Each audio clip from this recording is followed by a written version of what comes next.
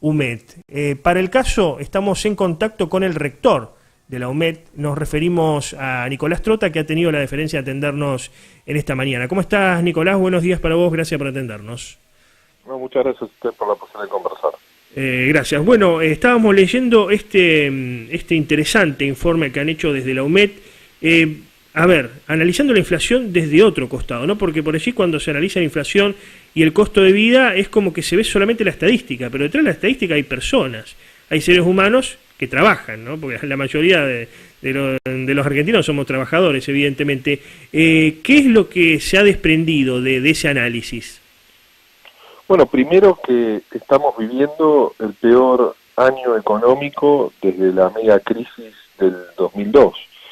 Claro. Y eso se traduce en el proceso inflacionario más alto desde 1991, esta inflación que roza el 48%, que ha sido el 47,8%, y la otra cara de la moneda de este proceso inflacionario es la fuerte pérdida de capacidad de compra del salario, ¿no? Tenemos salarios que vienen muy retrasados en un proceso inflacionario ascendiente como fue el de 2018.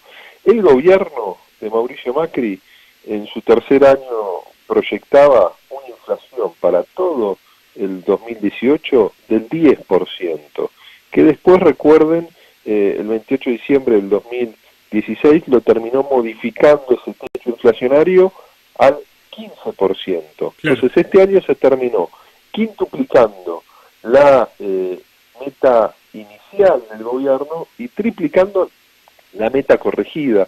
Por eso hay tanta diferencia entre lo que ha sido el proceso inflacionario y el proceso paritario de negociación colectiva, que lleva esta pérdida de 13,4% de capacidad de compra del salario solo en un año.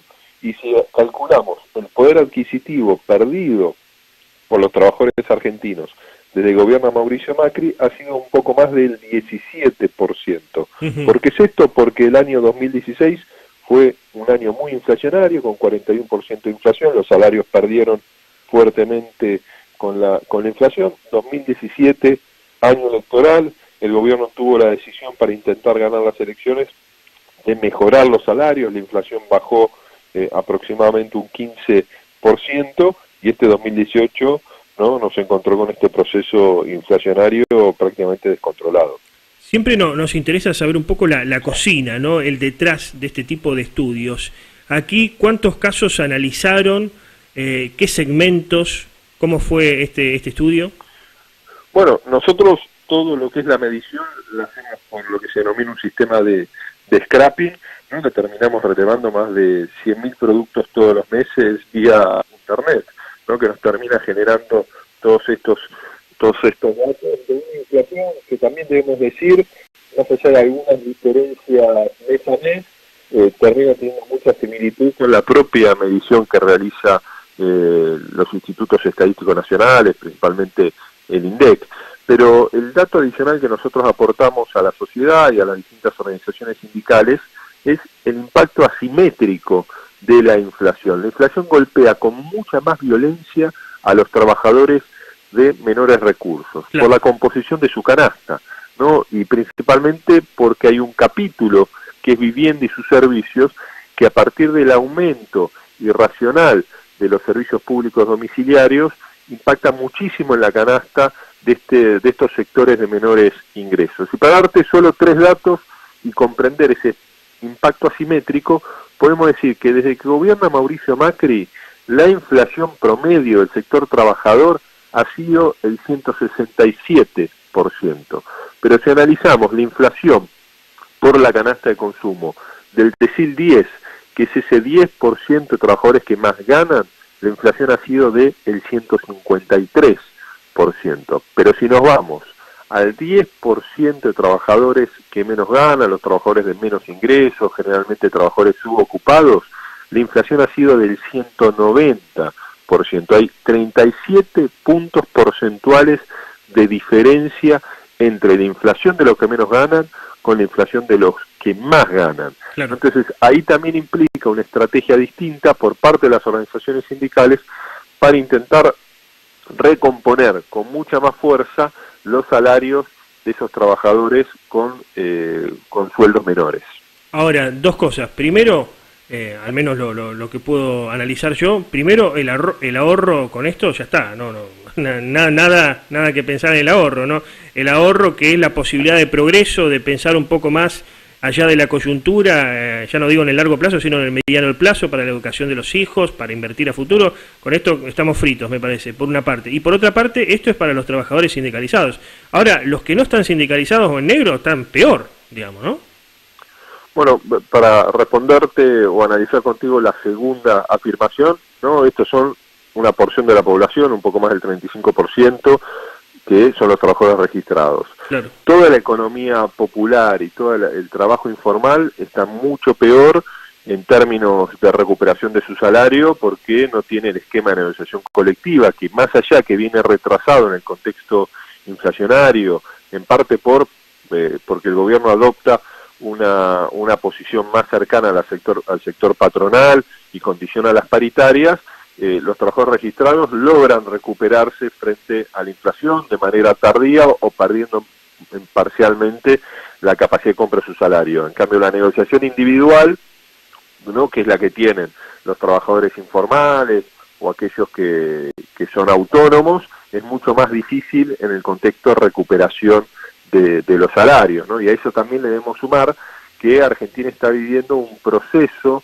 no solo de crecimiento del desempleo, que se empezó a ver en la Argentina a partir del 2018, una desocupación que ya roza los 2 dígitos, y nosotros proyectamos lamentablemente que en este año, en un escenario regular, en el 2019, la inflación va a ser del 12%, y en un escenario negativo puede llegar a ser el 13,5%, sino la regla durante toda la gestión de Mauricio Macri ha sido la precarización laboral, ¿no? Estos trabajadores que dejan de ser trabajadores en relación de dependencia, que se ven beneficiados por la negociación colectiva, por los acuerdos de su sindicato, y pasan a ser, por ejemplo, monotributistas, claro, ¿no?, que no tienen garantizado el salario a fin de mes, no tienen obra social de caridad, no tienen vacaciones pagas, y bueno, si no trabajan en un mes porque no consiguen, claro, no tienen sueldo. Sí, no un monotributista pensado como un cuentapropista, un emprendedor que quiere llevar adelante un emprendimiento, valga la redundancia, propio, sino monotributista como trabajo negro, o sea, trabajo negro encubierto. Ahora, veamos las bicicletas repartiendo comida por nuestras ciudades, ¿no? Con estas aplicaciones. Veamos los trabajadores de Uber, ¿no? El gobierno muestra esto como una manera de nuevos empleos. Son empleos precarizados, ¿no? La realidad es que Argentina va a un esquema de precarización que lo único que termina haciendo es consolidar esta Argentina dual.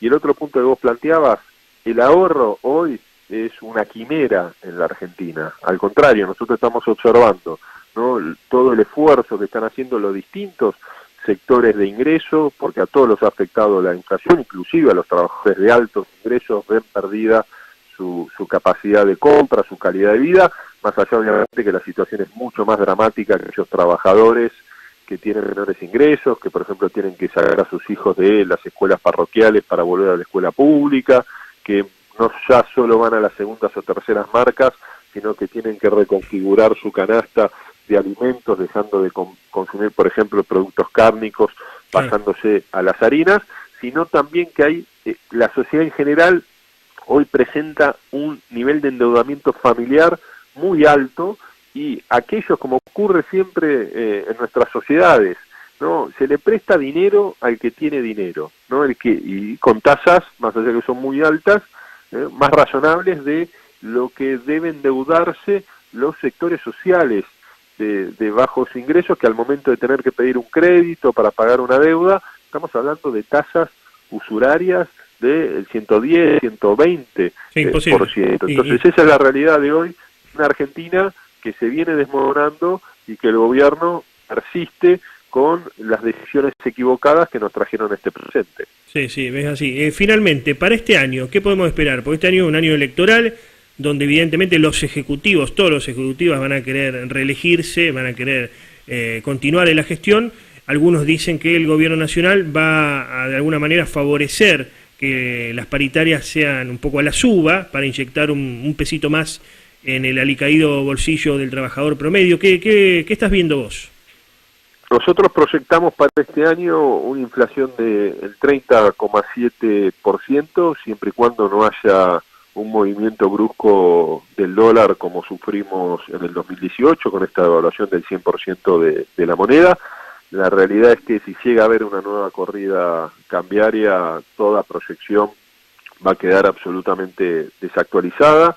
Vemos muy difícil un proceso de recuperación del salario que permita recuperar la capacidad de compra del 2015, porque eso implicaría paritarias frente a una inflación del 30,7%, ¿no? De por lo menos el 50%, y sabemos que eso en este contexto del gobierno que pretende buscar competitividad, entre comillas, de nuestra economía, bajando salarios y los costos laborales, es improbable. Lo que el gobierno no observa es que la única manera de dinamizar nuestra economía, que hoy presenta todos indicadores negativos, ¿no? Es a partir del fortalecimiento del mercado interno, y eso se relaciona a lograr que salarios, jubilaciones y programas como la asignación universal por hijo recuperen capacidad de compra, ¿no? Y si eso no ocurre, es muy difícil pensar que se pueda dinamizar la economía y que eso repercuta en otros indicadores que también lamentablemente son muy negativos en nuestro país,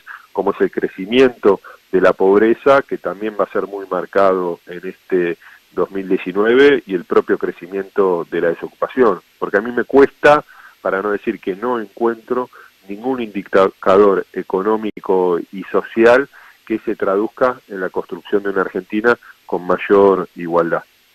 Muchas gracias por el contacto, Nicolás, en esta mañana. No, muchísimas gracias a ustedes por el tiempo. Que tengan un buen día. Adiós.